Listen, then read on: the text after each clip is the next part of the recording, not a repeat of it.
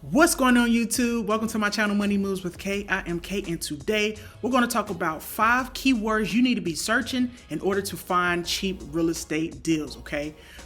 So I've always wondered prior to me getting into real estate, what do I need to be searching in Google, right? What words am I searching in order to find these excellent deals? Because tax delinquent list may not be called tax delinquent list in Chicago or Alabama. So it does vary. So I wanted to break this down for you so that you understand how in the world to find these cheap properties just by using keywords, okay? So let's get right into it. So the first thing I want to talk about is struck off properties. Now, struck off properties simply are properties, as it says up here, that did not sell at a share of sale, okay? So they're kind of like another word I'm gonna mention in the later part of my video. By the way, make sure you stay to the end of the video because that's where I give all my best gems because you've spent your time with me. So I typically give my best gems towards the end of the video. But struck off properties are properties that did not sell at share of sale. So they sell here and they're called struck off properties. Now, struck off properties typically are in Texas. They may be in other areas, so you have to search with your Google search and see where they fall. But struck off properties is what you should be searching. So struck off properties, and then it'll pull up list of properties that are really good deals. In fact, these are properties that sold. So you have $10,000, $7,000. I see properties sold for like $400. The deals are here. You just need to know where to search, and that's what I'm trying to help you do. So that's the first one, struck off properties. Number 2 on the list, I've talked about this in the past. This is one of my favorite things to do or favorite things to search is tax delinquent properties. Now, tax delinquent properties are really good because they offer really deep discounts, okay? Now, for most counties, cities, and states, you can find a tax delinquent list. It's not secret, and it's also public record. Keep that in mind. But and sometimes they do make you pay for the tax delinquent list. It just depends on the county that you're searching. But if you place tax delinquent properties into the search engine on Google or whatever search engine you decide to choose, you will find these deep discounted properties. So as you can see from this list, I think this is in Alabama that I pulled up. We have a property that sold for $158. What it didn't sell for? It's up for sale. $158, $94. $114. So that's the amount of, looks like taxes that they potentially, it's not the amount of taxes that they owe, it's just where the bid looks like it may be starting. But in all these lists, make sure you do your due diligence because it's very important that you understand that you want to make sure that there are no other liens associated with that property. So those liens are typically called an encumbrance. I've mentioned this in my past videos. So you may see $158 here on the website, but it may have $20,000 worth of mechanic liens or any other liens that are associated with the property. So you want to make sure you do your due diligence. The next thing on the list I wanted to mention is a forfeited land list. This is forfeited land commission. Forfeited land is basically kind of similar to what I've been talking about. Is properties, both land and actual brick and mortar properties that have or that did not sell at the auction for the bid amount. So county may say that they want a bid amount of $5,000 for the property, and if it didn't sell, then some counties, states, or cities may place it as a forfeited land commission or forfeited land, right? They may often refer to it as an FLC, which is short or abbreviated for forfeited land commission. But these properties are really good as well. So you can see taxes due here, $1,561, $493.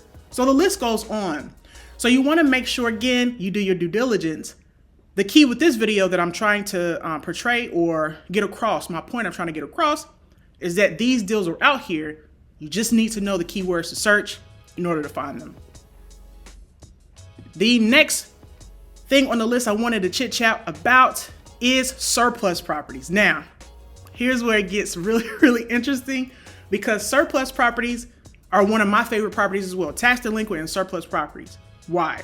Surplus properties are surplus. They're left over. They did not sell at auction. Kind of similar to all the other websites, not websites, but the keywords that I've mentioned in the past with this video. But surplus properties are really, really good because you get a really good deal. I'm gonna do another video because I have something really, really special that we just did or we're doing, and I don't want to mention it until it's actually completed. But we did purchase some land for $4,000, and I'll discuss in another video what we did with that land and how we were able to profit from the land once we profit from the land. So I don't want to spoil it right now, but I'll mention that in another video and kind of break down the costs associated with everything and what we did with that land. But you can buy land, and please don't sleep on land. Land is amazing. But you need to do your due diligence with land too. Like everything that I'm saying, you have to make sure. It may say $1,000 here, but you really want to make sure, pull up the covers and say, what is really going on with this property? So keep that in mind. And the last thing I want to talk about is land banks. So land banks, you've probably heard on YouTube or out and about that people have profited from land banks.